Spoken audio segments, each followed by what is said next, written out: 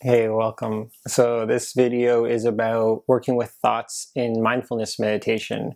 And there are actually a lot of options, a lot of different ways we can work with thoughts. Some styles of mindfulness meditation are more about bringing your awareness back to where you were originally intending it to be. So if you're going to be mindful of body sensations, when thoughts come up, you just acknowledge them and then you come back to the body sensations. But we could also pay attention directly to the thoughts and learn to watch them. The idea here is that we move back. Instead of being in the thoughts, instead of thinking like we normally do, we're trying to observe the thoughts and observe them, especially without judgment. We're trying to see, can we watch how we think? Can we be curious about how thoughts arise, how they occur to us, what the patterns of thinking are, and also the forms that thoughts take? Here's a question for you. Have you ever taken the time to really examine how you experience thoughts? For example, think about what you're going to be doing later today and just notice, how do these thoughts occur to you? When I say think about later today, are you imagining images of yourself walking through the day? Or maybe you're telling yourself, this is what I have planned for later today. And maybe internally you're saying, I don't know what I have planned for today. And the question then is, where do you experience that voice? How do you experience that inner monologue of the I don't know? So if we come back to this idea of how do we experience these things, how do we experience our thoughts? What do these visual images look like and where do we experience them? Often if our eyes are open, we experience thoughts in the peripheral, like kind of around the edges of our vision, or they can be kind of overlaid translucently and they can appear almost as if they're in front of you or even behind your eyes. So just notice when you're thinking, if you're imagining an image or what you're doing later today, or even just thinking of a bird or a dog, how do you experience those images? Where do you see them? And if you close your eyes, do you experience them in a different place? Are they more vivid? Are they solid, or are they kind of shaky or vibratory or translucent? So just notice, what is it like to experience or the visual aspect of thinking? So that's the first area. And the next is the auditory, the internal monologue, or remembering music or remembering sounds. And where do we experience that? And if you say your name in your head or think of the sound of a dog barking, notice where is that auditory sensation coming from? And it's often kind of in between the ears, often like a little bit behind. Some people it's a little bit above. Some people it's really feels like a really small space. Some people it feels kind of large. So just notice, how do you experience the auditory sensations? And what we notice is that thinking occurs up here, which is not really a big surprise, but it appears in these two kind of spots with the visual images and then the auditory. We're trying to see, can we watch a thought arise? And this is the really difficult part, because thoughts are sticky. They pull us in, and before we know it, we're just in a thought. It is really difficult to watch a thought arise, or at least I've found it very difficult in my practice. When we're working with thoughts in mindfulness meditation, we're trying to pop out of the thinking and observe the form of the thoughts and not so much the content. And it can be helpful to look at the content and the patterns in the content, but it's more important to observe the form of the thoughts, which means how they appear to us. Often we'll be meditating, trying to practice this kind of mindfulness meditation, and we'll get to this point where we'll just realize we've been thinking for the past minute. And that's okay. When we have that realization, that's a mindful moment. That is waking up out of the thinking, and that is good. So we want to create a positive association with that moment, and we want to create more of those. We want to create as many of those moments of waking up, remembering to practice as possible. And mindfulness meditation is often just creating more and more of those until we can get more clear on how we experience thinking and watch our thoughts in motion. What often happens when we do this practice, when we remember to be watching our thoughts, is the thoughts actually disappear. And that could be a little bit frustrating if you're trying to watch them, but it's actually good. It's actually good to notice, how does watching thoughts change the thoughts, and often trying to bring attention to them if they go away, then notice, okay, well, what is it like to not be thinking? What is the space in between thoughts like? And to just really open to that experience and be curious, can you just be in the non-thinking moment? What often happens is when we're trying to stop thoughts, we can't stop thinking. They just keep happening and it gets frustrating. And then on the other hand, when we try to watch thoughts, suddenly the thoughts are gone. So what we're trying to do is let go of all intention with this practice and just notice, are there thoughts? What do the thoughts look like? How am I experiencing them? And then are there no thoughts? And then just, what is this like? What's it like to not be thinking? I'll be honest, I've often found this practice really difficult. And I've noticed that if my thoughts are really erratic, if a lot is going on, it can sometimes be a lot easier and more soothing to bring my awareness into my body and notice what feelings are being activated and just stay with the body sensations. So it's bringing our awareness out of the thinking space and into the body, and that will be the next practice that we do. But for this one, it's going to be about bringing more awareness to the thinking, and a lot can come from this, and a lot of people really find value in this. Just keep in mind, if you're having a lot of trouble with this practice, that's okay. You might be better suited to do body awareness or even breath awareness practice. Now, there's a lot of layers of understanding that can come through this practice. One layer is, what does the mind do? How does the mind operate? What is my mind mostly spending time and energy on? And usually it's problem solving. Our mind is essentially a problem solving device. It is there for our survival and it is constantly looking for problems to solve. And we often say that if there is no problem for your mind to solve, it will create one.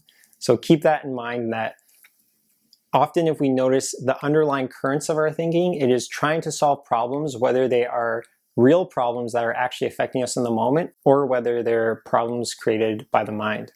But on a deeper level, what we're really looking for is how this sense of self arises from our thoughts. How do we experience the world from this place of thinking and feel like we are us? Who is the me? What is the me? And where does this self exist? If you get someone to point to the me where they feel like they exist, where is the I? They'll often point up here or here. And if we really look there, can we find that sense of me? And what we find is that there is no solid sense of me. The me is just a process, and the process is often caught up in thinking and caught up in feeling. And what we're trying to do with these practices is soften that sense of me and to try to find this deeper sense of self that is more tied to the actual awareness of being. It's more of the awareness itself than it is what is happening in awareness. So we're shifting our perspective from the thinking and feeling space to the place of the observer. When we do this, things soften, things become easier. The intensity level of our thoughts and feelings becomes a lot less overwhelming. And advanced practitioners, what they really say is we're going towards self-transcendence, transcending this idea of a fixed small self, and there's great relief and bliss and happiness in that. So hopefully we can look forward to that. Okay, so we're going to do the practice now. Get comfortable. Sit up straight, close your eyes if that's comfortable. Let's just start with some deep breaths. So on the in-breath, feel the expansion and let the spine stretch up and be long. And on the out-breath, let the shoulders drop. Feel that sense of ease and relaxation.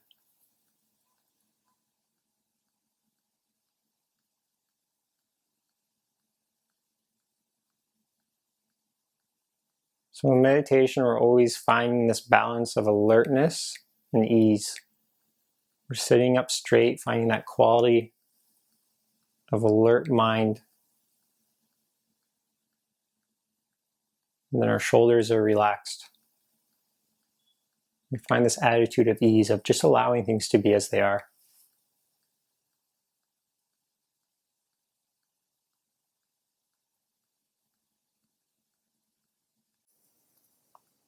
Now bring your awareness to your visual space, and you can prompt it. You can think of something specifically. Think of an image. Think of what you have planned to do later today. And just notice how you experience that thinking, where in your awareness the thinking space happens.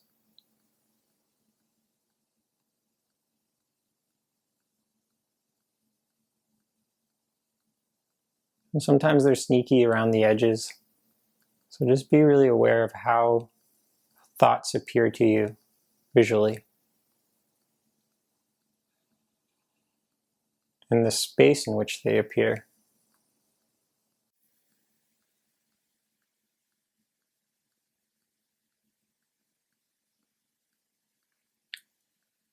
And next we're going to look at the auditory space, so the self-talk. You can say your own name in your head. And just notice how that appears to you. How does it sound? Where's the sound coming from?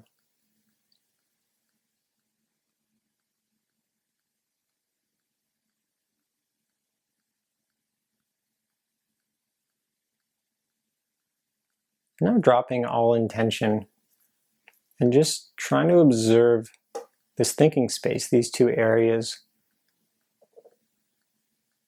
What we're really trying to get to this place where we can watch thoughts arise, but if not, we're trying to catch ourselves thinking and pop out and just observe. Be curious how we experience the thoughts, what they look like.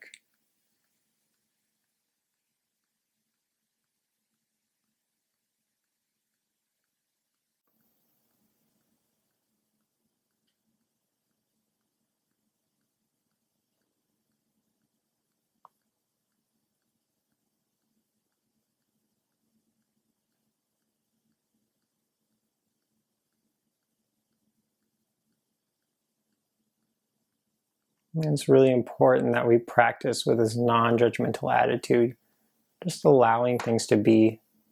When we try to control our thoughts or be too rigid with the way that we chase them, it just creates more chaos in our minds. So we're trying to become relaxed, at ease, and that helps our mind settle a bit, helps things slow down.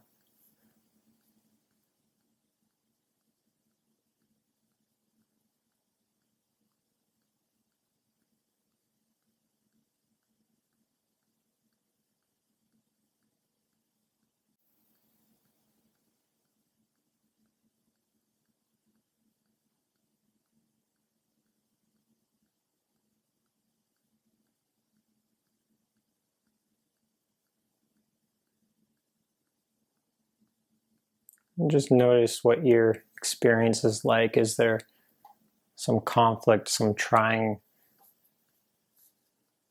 Are you finding it challenging, and where is the challenge? Just see if you can let that go and come back. Just observe what's happening in the thinking spaces.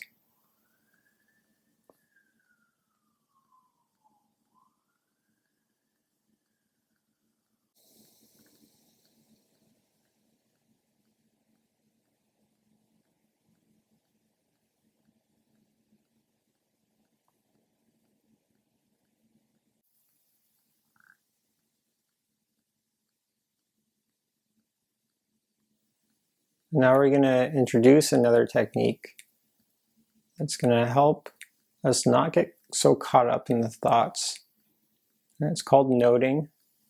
And we're just going to notice our experience. Notice if we're seeing a thought or hearing a thought. And if we're seeing it, we're going to say see. And if we're hearing it, we're going to say hear. And you can note out loud or in your head, depending on where you are, what circumstance, but you want a nice rhythm to it. So if I'm seeing some imagery right now, I'm going to say see, see, see. And then I might hear something and then hear. And we just keep doing this practice, and it's a way of holding us accountable, because if we're noting, we're having some awareness of what we're experiencing. We're not getting so caught up into the thoughts. We know that we're not paying attention anymore when we stop noting. So noting is a really good, we use these labels as a way to notice, oh, there's the visual thought. And we can come to a time where we drop the labels completely. So there's kind of there's layers of noting. There's first using the actual words, the labels, see and hear. And then once you get quite good, you can drop it and just kind of ping the awareness.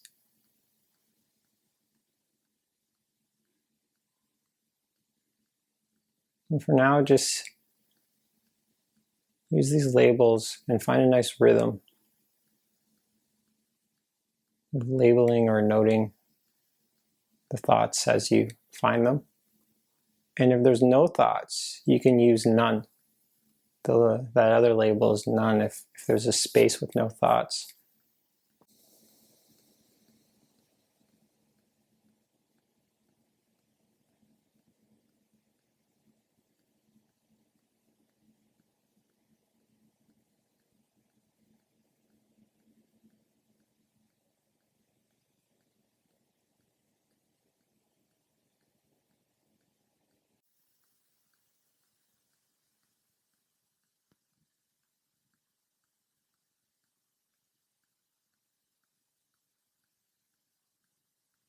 And just be aware that if you use the label none, if there's no thoughts, sometimes they're kind of sneaky in the peripheral, and sometimes they're just emerging.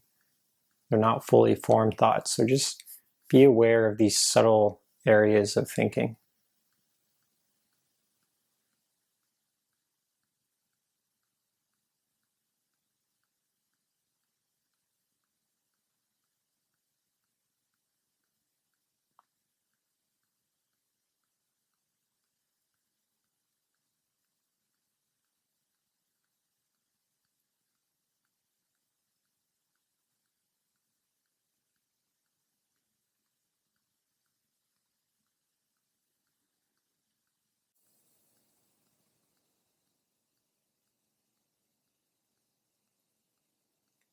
And just notice if there's any distractions, how those trigger thoughts. For example, there was some construction outside earlier, and every time I'd hear it, I would notice I'd imagine the construction crew. So just be aware. Maybe if you hear a dog bark in the distance, how do you experience that in your thinking space? Do you imagine a dog?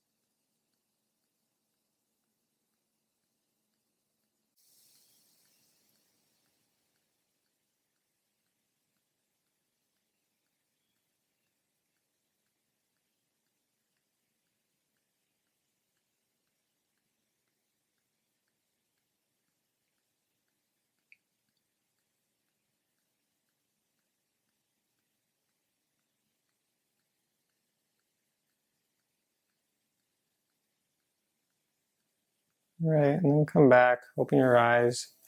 I'm really curious, how was that for you? And don't be discouraged if you found it difficult. This is a practice that often takes a long time to get the hang of, and often it's only really when people go on retreats and really commit themselves to this type of practice that you can really get the hang of it. But that being said, this is a great introduction to this style of practice, and if you want to go further, it's a great practice to do if it works for you. The other component is the feeling space. So most of our inner world, it's our thoughts and feelings. And these two practices, the being aware of thinking and feeling, this is really the essence of a Vipassana or a mindfulness practice. And when you can start to tie those two together, notice the feelings and how the thoughts are coming out, like kind of activating one another. So they kind of bounce around. Often an experience happens, and then a bunch of thoughts come up. We notice those, and then the feelings arise, and then those feelings might bring up more thoughts. And it's really hard to tell often what's the first one to arise, but with this practice, we can do that. And what happens is, we can start to tease apart our experience, and it becomes less overwhelming, less intense, and things just get smoother and easier in life. Things become more fluid. Good experiences feel better and more fulfilling, and uncomfortable experiences are less uncomfortable. They're more okay.